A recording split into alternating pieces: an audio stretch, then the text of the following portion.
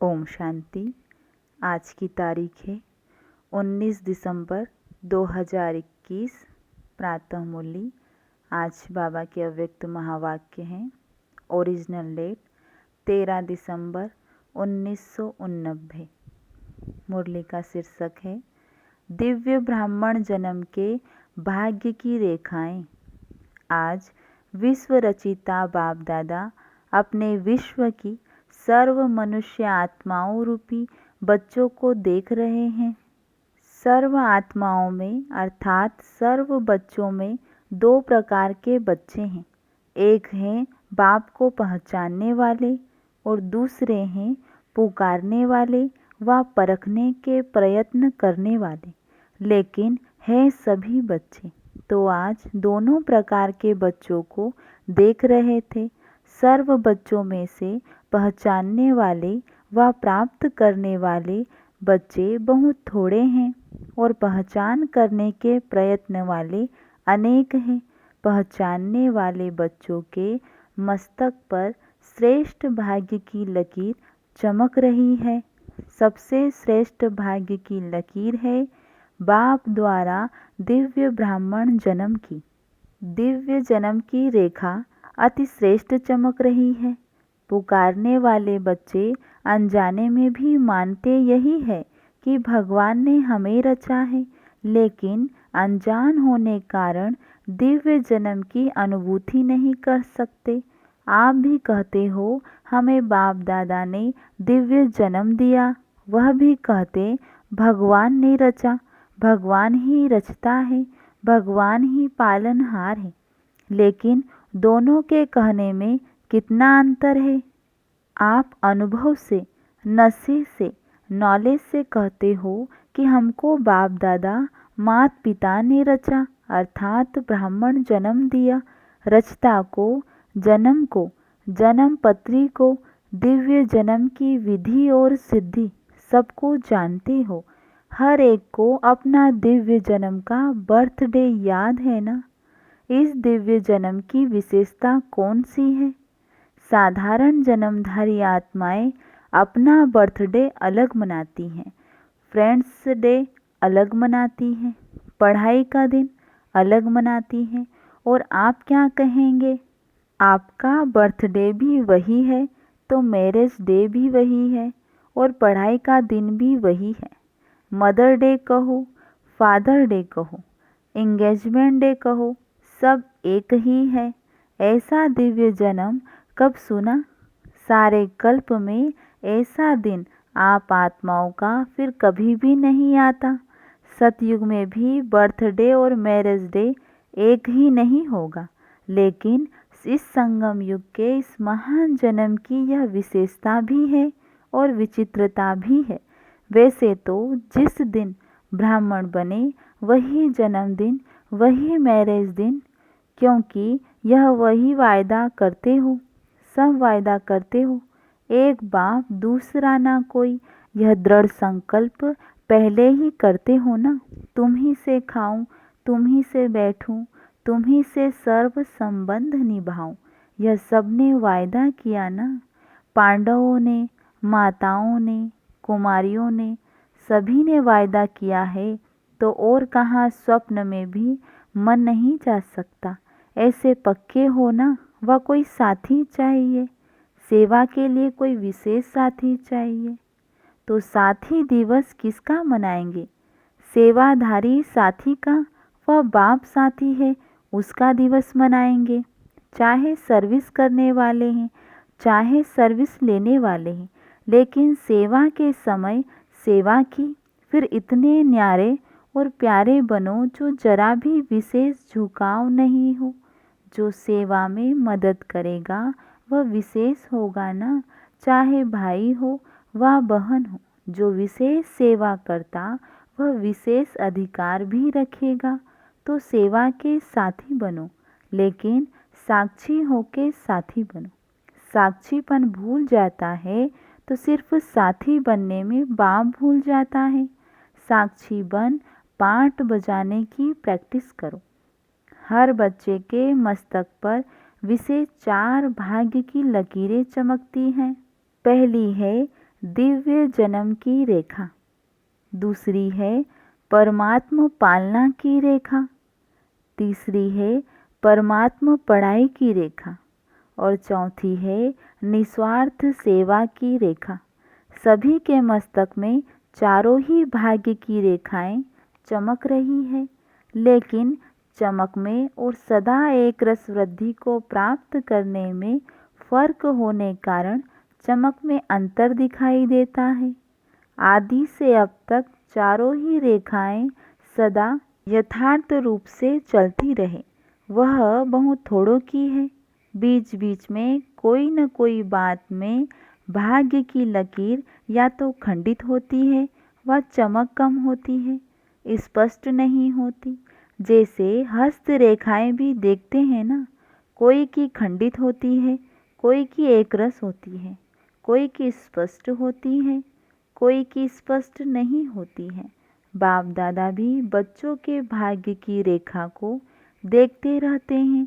दिव्य जन्म तो सभी ने लिया, लेकिन दिव्य जन्म की रेखा खंडित होती व स्पष्ट नहीं होती, क्योंकि अपने जन्म के धर्म में अखंड नहीं चलता, तो उनके भाग्य की लकीर खंडित होती है।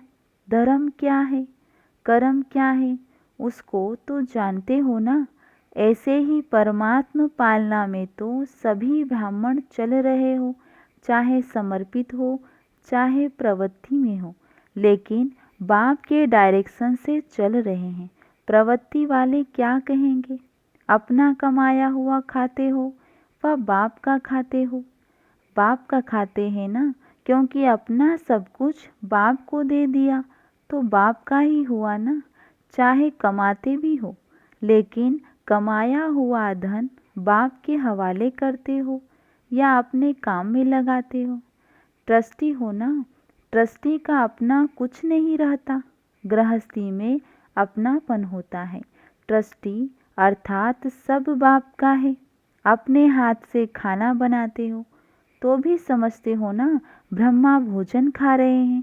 पहले भोग किसको लगाते हो, बाप को अर्पण करते हो ना। अर्पण करना अर्थात बाप का खाना। ब्रह्मा भोजन खाते हो, चाहे बच्चों के अर्थ भी लगाते हो, वह भी डायरेक्शन अनुसार लगाते हो। जैसे समर्पित बहनें व भाई भिन्न भिन्न कार्य में तन मन भी लगाते हो, धन भी लगाते हैं। ऐसे प्रवृत्ति में रहने वाले भी चाहे तन लगाते चाहे मन लगाते, बाप की श्रीमत प्रमाण ही अमानत समझ कार्य में लगाते हो। ऐसे करते हो ना। अमानत में खयानत अर्थात मनमत तो नहीं मिलाते हो ना। तो परमात्मा पालना सब ब्राह्मण आत्माओं को मिल रही है। पालना की जाती है शक्तिशाली बनाने के लिए। माता की पालना का प्रत्यक्ष रूप क्या होता, बच्चा शक्तिशाली बनता। तो ब्रह्मा माँ की पालना द्वारा सभी मास्टर सर्वशक्तिवान बने हो, लेकिन कोई बच्चे सदा शक्तियों को कार्य में लगाते और कोई बच्चे प्राप्त शक्तियों को अर्थात पालना को कार्य में नहीं लगाते, अर्थात पालना को प्रैक्टिकल में नहीं लाते। इसीलिए श्रेष्ठ पालना मिलते हुए भी कमजोर रह जाते हैं और भाग्य की लकीर खंडित हो जाती है। ऐसे ही पढ़ाई की लकीर, पढ़ाई का एम ऑब्जेक्ट ही है श्रेष्ठ पद को प्राप्त करना। शिक्षक बाप पढ़ाई सबको एक ही पढ़ाता, एक ही समय पर पढ़ाता, लेकिन जो श्रेष्ठ ब्राह्मण जीवन का वह पढ़ाई का पद अथवा नशा है, वह सबको एक जैसा नहीं रहता। फरिश्ता सो देवता स्टेज को सदा स्मृति में नहीं रखते, इसीलिए भाग्य की लकीर में अंतर पड़ जाता है। ऐसे ही सेवा की लकीर, सेवा की विशेषता है जो ब्रह्मा बाप ने साकार रूप में अंतिम वरदान रूप में स्मृति दिलाई। निराकारी, निर्विकारी और निरहंकारी। निराकारी स्थिति में स्थित होने के बिना किसी भी आत्मा को सेवा का फल नहीं दे सकते, क्योंकि आत्मा का तीर आत्मा को लगता है। स्वयं सदा इस स्थिति में स्थित नहीं है तो जिनकी सेवा करते वह भी सदा स्मृति स्वरूप नहीं बन सकते। ऐसे ही निर्विकारी कोई भी विकार का अंश अन्य आत्मा के शूद्र वंश को परिवर्तन कर ब्राह्मण वंशी नहीं बना सकता। उस आत्मा को भी मेहनत करनी पड़ती है, इसीलिए मोहब्बत का फल सदा अनुभव नहीं कर सकते। निरहंकारी सेवा का अर्थ ही है फल स्वरूप बन झुकना। बिना निर्माण बने निर्माण अर्थात सेवा में सफलता नहीं मिल सकती।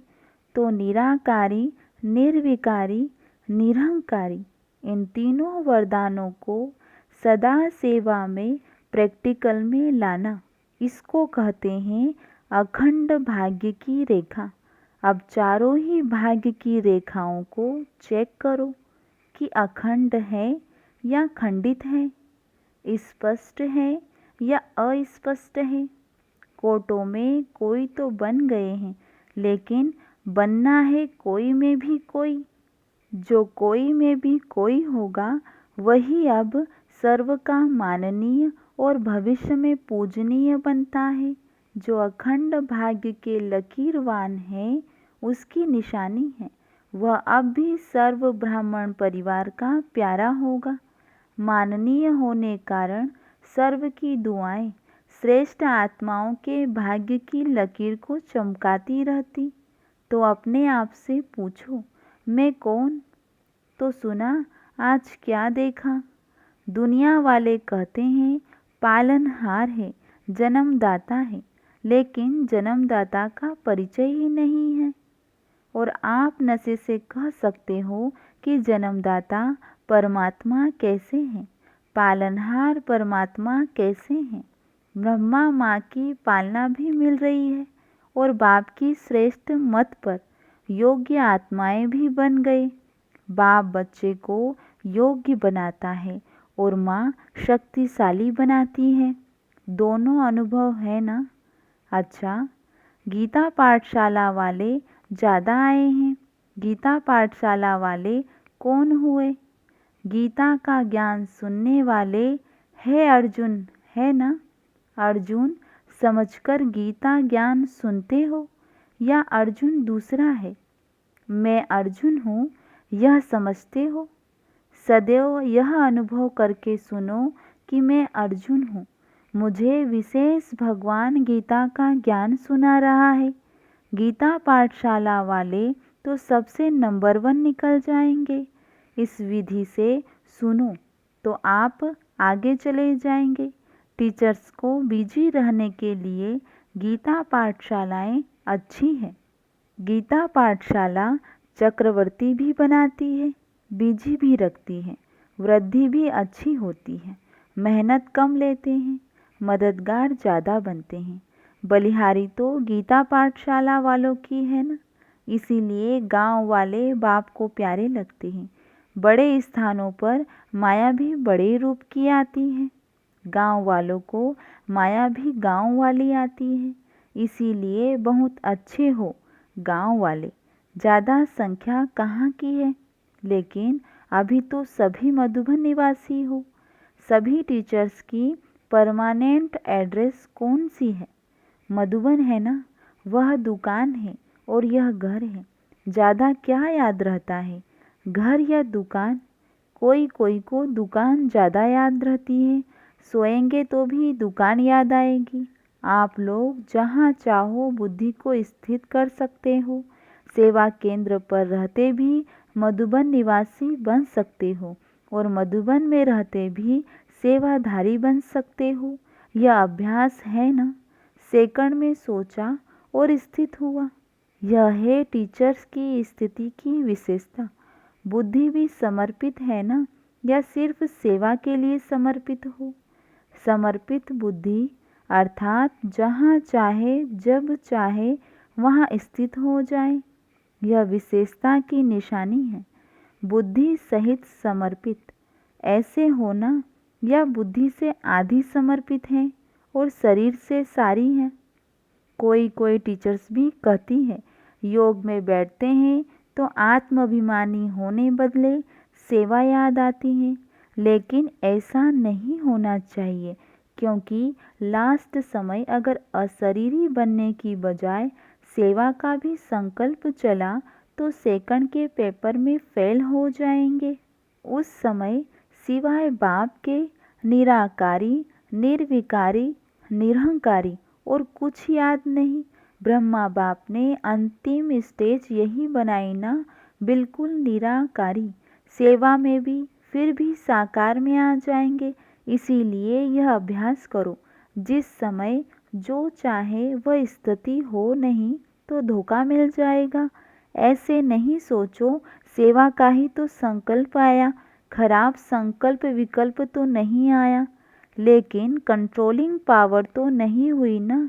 कंट्रोलिंग पावर नहीं तो रूलिंग पावर आ नहीं सकती, फिर रूलर बन नहीं सकेंगे। तो अभ्यास करो, अभी से बहुत काल का अभ्यास चाहिए, इसको हल्का नहीं छोड़ो। तो सुना टीचर्स को क्या अभ्यास करना है, तब कहेंगे टीचर्स बाप को फॉलो करने वाली हैं। सदा ब्रह्मा बाप को सामने रखो और 3 वरदान याद रखो और फॉलो करो। यह तो सहज है ना। यह अंतिम वरदान बहुत शक्तिशाली है। इन 3 वरदानों को अगर सदा स्मृति में रखते प्रैक्टिकल में लाओ तो बाप के दिल तख्त और राज्य तख्त के अधिकारी जरूर बनेंगे।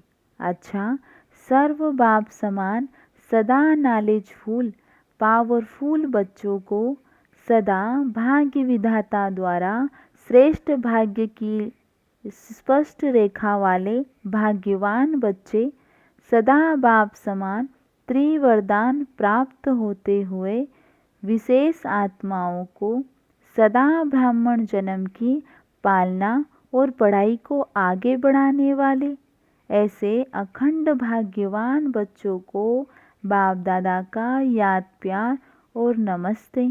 और हम बच्चों का बाप दादा को याद प्यार और नमस्ते। अव्यक्त बाप दादा की जोन वाइज बच्चों से मुलाकात। महाराष्ट्र ग्रुप। सदा अपने को सर्व प्राप्तियों से भरपूर अनुभव करते हो, कभी खाली तो नहीं हो जाते, क्योंकि बाप ने इतनी प्राप्तियां कराई है। अगर सर्व प्राप्ति अपने में जमा करो तो कभी खाली नहीं हो सकते। इस जन्म की तो बात ही नहीं है, लेकिन अनेक जन्म भी यहाँ की भरपूरता साथ रहेगी। तो जब इतना दिया है तो भविष्य में भी चलना है, तो अभी खाली कैसे होंगे। अगर बुद्धि खाली रही तो हलचल रहेगी। कोई भी चीज़ अगर फूल भरी नहीं हो तो उसमें हलचल होती है। तो भरपूर होने की निशानी है कि माया को आने की मार्जिन नहीं है, माया ही हिलाती है। तो माया आती है या नहीं, संकल्प में भी आती है। माया के राज्य में तो आधा कल्प अनुभव किया और अभी अपने राज्य में आ रहे हो। जब माया जीत बनेंगे तब फिर अपना राज्य आएगा। और माया जीत बनने का सहज साधन सदा प्राप्तियों से भरपूर रहो, कोई एक भी प्राप्ति से वंचित नहीं रहो, सर्व प्राप्ति हो। ऐसे नहीं, यह तो है, एक बात नहीं तो कोई हर्जा नहीं। अगर जरा भी कमी होगी तो माया छोड़ेगी नहीं, उसी जगह से हिलाएगी। तो माया को आने की मार्जिन ही न हो, आ गई फिर भगाओ तो उसमें टाइम जाता है। यह तो मायाजीत बने हो। यह नहीं सोचो 2 वर्ष या 3 वर्ष में हो जाएंगे। ब्राह्मणों के लिए स्लोगन है, अभी नहीं तो कभी नहीं। अब समय की रफ्तार के प्रमाण कोई भी समय कुछ भी हो सकता है, इसीलिए तीव्र पुरुषार्थी बनो। अच्छा, आज बाप दादा ने वरदान दिया है, समय और संकल्प सहित अपने सर्व खजानों को विल करने वाले मोह जीत भव। जैसे बच्चे को सब कुछ विल किया जाता है, ऐसे आप लोग भी बाप को अपना वारिस बनाकर सब कुछ व्हील कर दो तो व्हील पावर आ जाएगी। इस व्हील पावर से मोह स्वतः नष्ट हो जाएगा।